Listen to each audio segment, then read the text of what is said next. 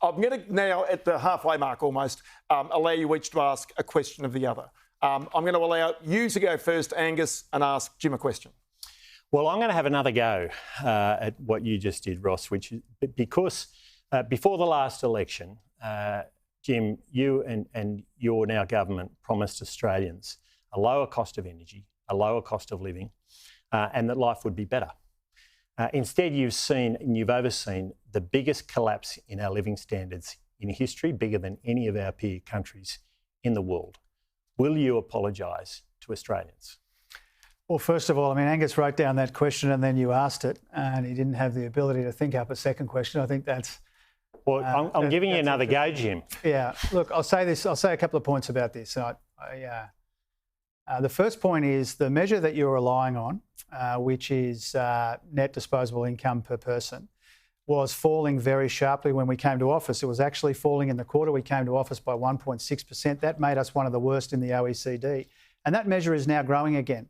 And I'm glad you asked me about it. I appreciate you. It's down 8%. I'm appreciating you asking me that because we've now got that measure growing again. It was falling sharply under you, and now it's growing again. The reason it's growing is because of the tax cuts, because we got inflation down, and because we want higher wages, and we've delivered higher wages in our economy. Now, again, if you really cared about living standards, you wouldn't have opposed our cost of living measures, and you wouldn't be taking to this election higher income taxes, lower wages, and secret cuts to pay for the nuclear reactors that you still haven't mentioned. All right, Jim, I'm going to get you to ask Angus a question as well.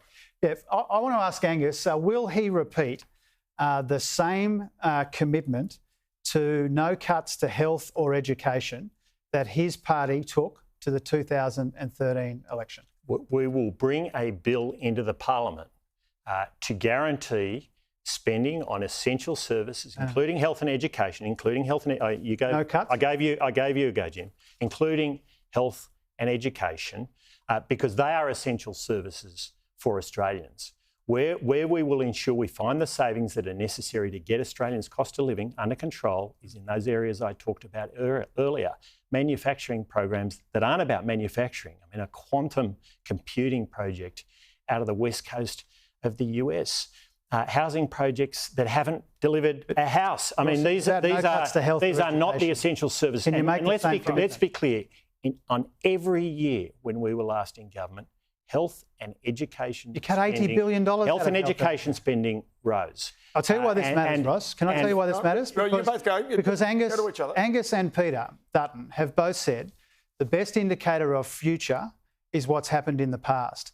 Now, in their first budget, after promising no cuts to health and education, they cut $80 billion All right, I'll go back, out of health and education, and that's why he won't answer this question. Well, here's the reality, is that health and education spending, as I just said, you weren't listening clearly, Jim, went up every year when we were last in government. And I've been very clear about health and education guarantee. In fact, right to the point where health, we have already committed over $9 billion to ensure that we deal with your mess where bulk billing has gone down sharply in your time in government. Can I come back? No, I'm going to move on. I've got to go.